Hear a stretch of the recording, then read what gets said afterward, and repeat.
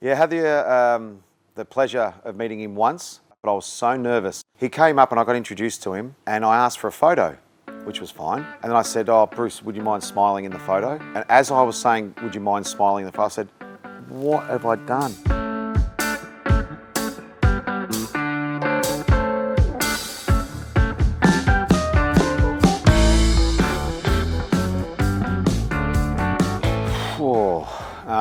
Yeah, I'm a huge Bruce Springsteen fan. I've got my own gin, which is 708. So now obviously there's lots of different mixes you can do and lots of different drinks you could make him. In the 70s, he's going to be old school. He's rock and roll, old school. So it has to be something classic. I mean, all these songs are classic. They're all hits.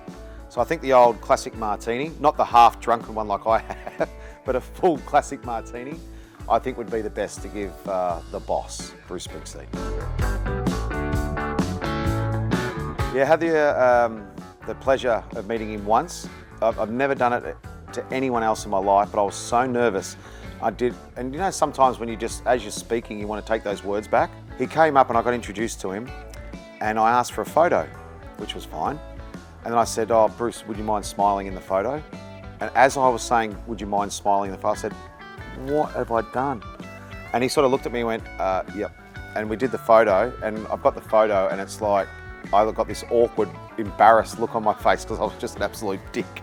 I didn't have any control over what I was saying, and then he walked off and I just went, "Oh, that was my hero, the one person I idolise." And so hopefully I get another chance before it's too late. Late 70s, or mid to late 70s, I think. Yeah, all that like Born to Run album, Darkness on the Edge of Town, Greetings from Asbury Park, all those ones before Born in the USA. And then I think it was 85, Born in the USA came, and it was a concert here, and I was 15.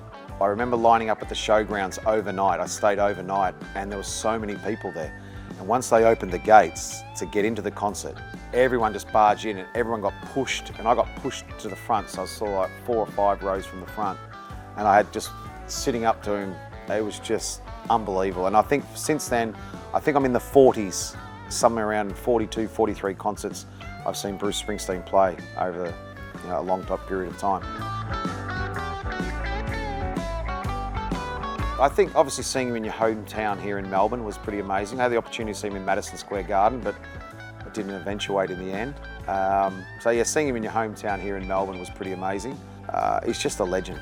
All the stories you hear about him, about just how down to earth and that he is, I think he comes across like that. And his music, he puts on a show for the fans too. They're well over 2 hours. I've been lucky enough to experience some pretty amazing concerts with Coldplay. Chris Martin's a very dear friend, a very good mate, one of my best friends. And Ed Sheeran's a dear friend as well. So I've been lucky enough to see some wonderful concerts. But it's something special when your childhood hero in Bruce Springsteen plays and you go and watch him. Yeah, it's awesome. And I know every word to all the songs too.